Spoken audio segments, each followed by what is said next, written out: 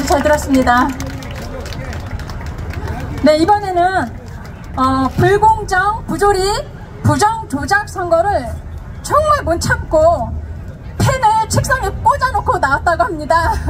우리 젊은 애국 청년 유지원 청년 모시고 연설 한번 들어보도록 하겠습니다. 박수로 맞아주시기 바랍니다. 안녕하세요. 목이 많이 쉬어가지고 목소리가 많이 안 좋은데 이해해 주시면 감사하겠습니다. 저번에는 제가 4.15 부정선거가 어떤 거였는지, 그리고 4.10 부정선거의 증거가 어떤 게 있었는지 설명을 드렸습니다. 오늘은 간단하게 목차를 부정선거의 의미가 무엇인지, 그리고 우편투표함의 부정행위가 무엇인지, 그리고 도장 날인과 미식별 바코드가 왜 부정행위인지에 대해서 설명을 하고 한 8분 정도 간단하게 설명을 하고 내려가려고 합니다. 부정선거라는 의미를 제가 찾아봤거든요. 부정선거라는 의미는요, 올바르지 않은 선거, 정상적이지 않은 행동을 통해서 치른 선거를 의미합니다. 그렇다면은 4.10 총선이 올바른 선거였는지 한번 제가 알아보도록 하겠습니다. 2024년 4.19 총선 사전투표 이후에 사전투표함에 봉인지를 떼고 표를 넣고 봉인지를 부착한 사실을 뉴스 기사로 접해 보셨을 겁니다. 그렇죠? 근데 선관위는 공직선거법 176조 96조 1항을 인용한 사항이라고 말을 하였습니다. 그래서 저는 한번 공직선거법을 찾아봤습니다. 그런데 공직선거법 176조와 96조의 사항은 우편투표함의 접수에 관련된 사항입니다.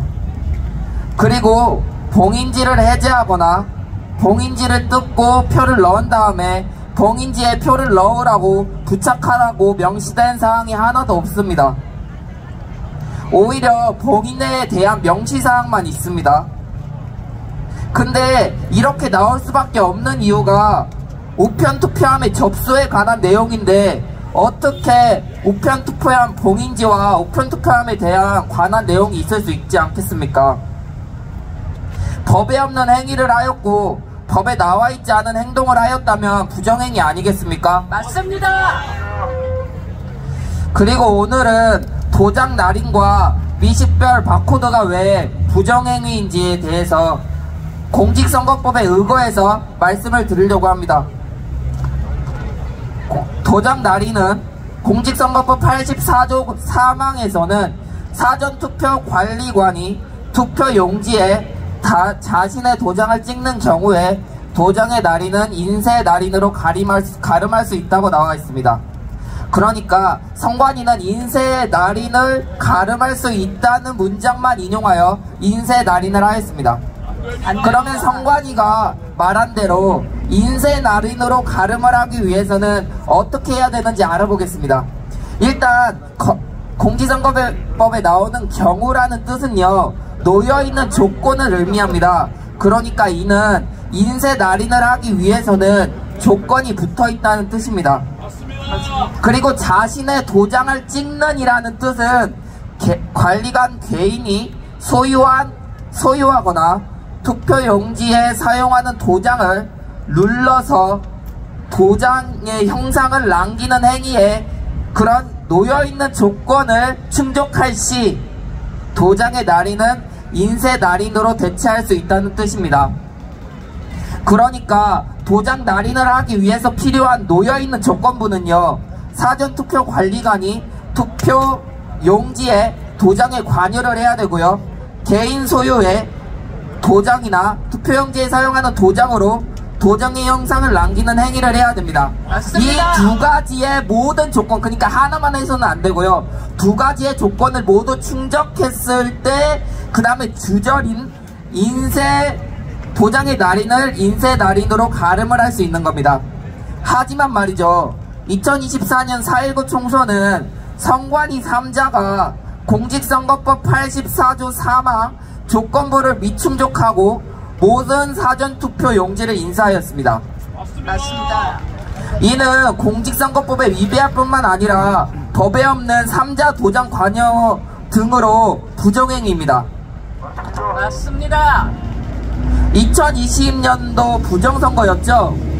그런데 그때도 도장의 날인은 선관위가 사전투표 관리관이 관여를 하였습니다.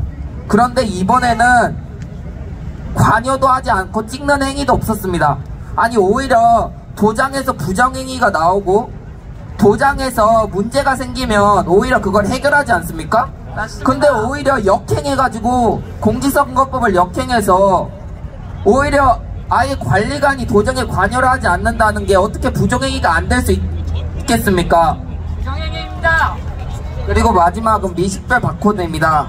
공직선거법 151조 6항에 보면요, 투표용지에 인쇄하는 일렬 번호는 바코드, 컴퓨터가 인쇄할 수 있도록 표시한 막대 모양의 기호 형태로 표시한다 라고 명시되어 있습니다. 그래서 제가 인쇄하는의 의미를 찾아봤습니다. 인쇄하는의 뜻은 특정한 정보를 종이나 다른 표면에 찍거나 쓰는 행위입니다. 그렇다면 투표용지에 인쇄하는 일렬 번호의 뜻은 무엇일까요? 투표용지 종이에 찍히거나 쓰여진 일렬 번호를 의미합니다. 그러면 정확하게 공직선거법에 의거해서 투표용지에 인쇄하는 일렬 번호는 바코드의 형태로 표시한다는 의미는 투표용지에 찍히거나 쓰여진 일렬 번호는 바코드 형태를 따라서 표시하라는 의미입니다. 그러니까 무조건 투표용지에 일렬 번호가 찍혀 있거나 쓰여져서 바코드 형태로 나와 있어야 된다는 뜻입니다. 맞습니다. 그래서 2018년에 국회에서 행정안전부가 QR코드 공직선거법에 의거해서 부적합하다고 명시하면서도 공직선거법에 의거한 바코드를 국회 홈페이지에 표시를 하였는데 그때 바코드의 이미지에 밑에 일렬번호가 적혀 있었습니다. 이렇게 일렬번호가 있어야지 여러가지 사전 면부도 비교하고 대조 확인 및 투표지 매수 관리도 가능한데 말이죠. 이번에 이렇게 미식별 바코드를 통해서 아예 확인이나 명부 비교 그리고 투표지 매수 관리 불가등의 문제가 발생하였습니다. 그런데 더 놀라운 게 뭔지 아십니까? 이렇게 공직선거법에 의거해서 문제되는 행위에 또한 비교 확인도 못하는 이런 미식별 바코드가 투표용지 공표할 때부터 이런 상황이 발생하였다는 겁니다. 근데 여러분, 선거 전부터 공직선거법을 위배한 투표용지를 만들고 문제가 발생하였다면 이게 부정행위이지 않겠습니까? 맞습니다. 부정행위입니다. 그리고 선관위가 좀 착각하는 게 있는데요. 마지막 이 한마디만 하고 내려가겠습니다. 선관위가 뭐 서버 데이터 뭐 감사를 받는다 뭐 그런 말을 하는데 그거는 당연한 얘기고요. 그거는 그냥 부가적으로 해야 되는 얘기고요. 선관위 부정선거 특검을 하고 그리고 그에 대해서 채용 인사 등의 비리건도 같이 수사를 하면서 그리고 나서 선관위는 해산을 해야 된다는 뜻입니다. 맞습니다. 여러분, 저는 공직선거법에 의거해서 말씀드렸는데 마지막 한마디만 말씀드리면은 지금 저 같은 청년들 그리고 국민들 만약에 나는 조만간 여성가족부를 폐지하고 싶다고 생각이 드시는 분들은 이 부정선거에 참여를 해주시면 감사하겠고요. 그리고 알려주시면 감사하겠습니다. 이상으로 모든 발표 마치겠습니다. 감사합니다. 네, 감사합니다. 우리 지금 유지원 청년은 대통령보다 더 바빠요. 네, 우리 대통령 바쁘셔서 부정선거 수사 못한다고 이렇게 핑계댈 수가 없습니다. 지금 또 바로 가서 아까 책상에 꽂아놨던 펜대 다시 뽑아서 또 공부해야 돼요. 우리 연설해주고 지금 막 달려서 돌아가는 우리 애국 청년 유지원 청년에게 박수 부탁드립니다. 감사합니다.